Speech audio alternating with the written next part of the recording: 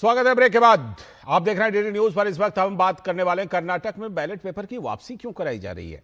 दरअसल बेंगलुरु में करीब 30 साल के बाद स्थानीय निकाय चुनावों में एक बार फिर से पेपर बैलेट, उसको कर्नाटक राज्य चुनाव आयुक्त जीएस संग्रेशी ने इसकी घोषणा की है कि बैलेट पेपर से चुनाव कराया जाएगा। बेंगलुरु में ईवीएम का पहली बार इस्तेमाल 1996 में हुआ था, तो लगभग 3 दशक हो गए। 3 दशक के बाद शहर एक बार फिर से पुरानी कागजी मतपत्र प्रणाली की ओर तरफ जा रही है, बैलेट पेपर की तरफ। और इतना ही नहीं, बात सिर्फ बेंगलुरु चुनाव की नहीं है, आगामी जिला और तालुक पंचायत चुनाव भी बैलेट पेपर से ही होंगे, ऐसा कहा गया है। लेकिन ईवीएम की जगह बैलेट पेपर उपयोग पर छेड़छाड़ की आशंका ज्यादा है। आपको याद होगा पहले भी देश भर में बैलेट पेपर और मतपेटी से कितनी छेड़छाड़ होती रही है। तो ऐसे में कर्नाटक में ये जो बैलेट पेपर वापस लाया गया, इस पर बड़ा सवाल है। और सवाल तो यहां तक भी उठ रहे हैं कि क्या राहुल गांधी की बातों को सच करने के लिए, उनको खुश करने के लिए कोई कोशिश चल रही है क्या? राज्य सरकार में मंत्री प्रियांक खरगे का कहना है कि बैलेट का प्रयोग किसी कानून का उल्लंघन नहीं है। राज्य सरकार को मतपत्रों के प्रयोग का अधिकार है।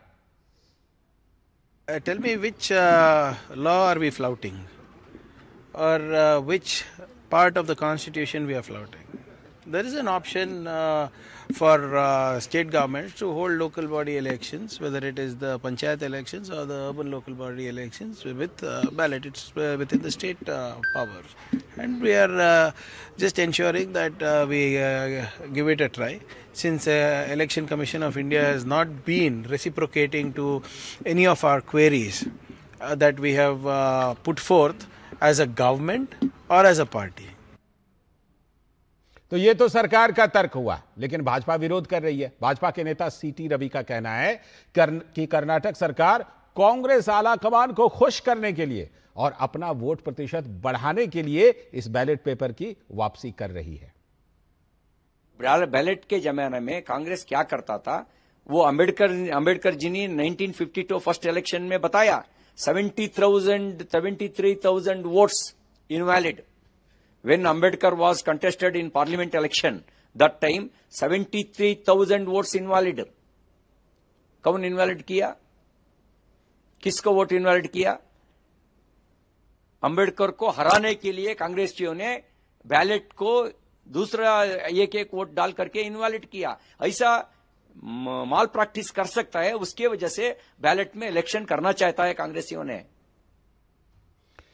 सीधे जुड़ रही है ज्योति, हमारी संवाददाता बेंगलुरु से। बेंगलुरु को आईटी शहर, हमारे देश का आईटी शहर, और वो लौट रहा है पेपर की तरफ। आखिर क्या इसके पीछे तर्क दिया गया है ज्योति? और जिस तरह से बीजेपी विरोध कर रही है और कह रही है कि ये कहीं ना कहीं कांग्रेस आलाकमान को खुश करने की कोशिश है, इस चीज को लेकर आम लोगों में, बेंगलुरु के आम लोगों में क्या देखने को मिल रहा है और क्या चर्चा है?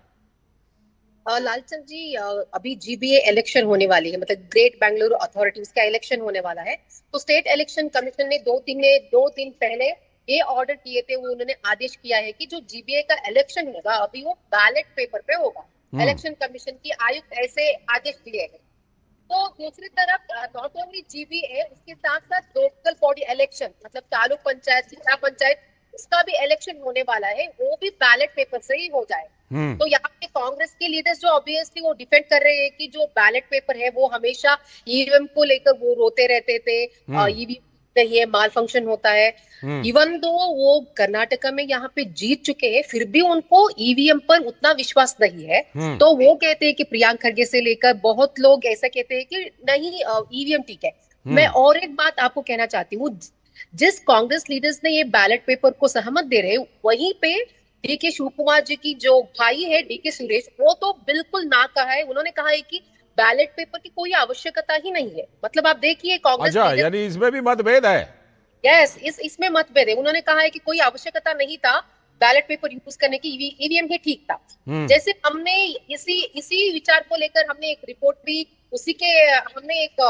किए थे कि यहाँ पे जो ईवीएम को लेकर जो सर्वे हुआ था, तो कर्नाटका की 80% की ज्यादा लोग ईवीएम 83%, मुझे याद है आपके साथ हमने बातचीत की थी। 83% से भी ज्यादा लोगों ने ईवीएम में भरोसा जताया था और 91% से भी ज्यादा लोगों ने फ्री एंड फेयर इलेक्शन में।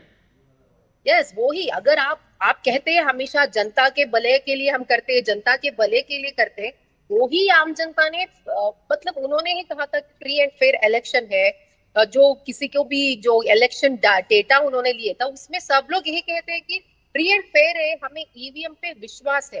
तो अगर लोग ही ऐसे कहते हैं, आपको इसमें क्या प्रॉब्लम है? जैसे आपने कहा यहाँ पे हाईकमांड, आला कमान को खुश करने की एक कोशिश है, क्योंकि जो राहुल गांधी कुछ भी एक्यूजेशन करते हैं ईवीएम पर या कुछ एसआईआर पर, हिट एंड रन करते हैं, किसी के भी एक उसका एक ठोस सबूत नहीं देते, एविडेंस नहीं देते। लेकिन यहाँ पे हम देख सकते हैं जो स्टेट इलेक्शन कमीशन अभी जो आदेश दिया है, तो यहाँ पे लगता है कि ये कहीं ना कहीं एक तुष्टीकरण, आला कमान को खुश करने के लिए लोग कोशिश कर रहे हैं। ठीक, लेकिन कांग्रेस में ही मतभेद तो यहाँ पे बिल्कुल नजर आ रहा है। ठीक ठीक। और बिल्कुल मुझे अच्छी तरह याद है, कुछ ही हफ्ते पहले हम लोगों ने बातचीत की थी उस सर्वे के बारे में जो कर्नाटक सरकार का खुद का सर्वे था। उसके बावजूद ये फैसला लिया गया। बहुत बहुत शुक्रिया ज्योति बेंगलुरु से जुड़ने के लिए और इस खबर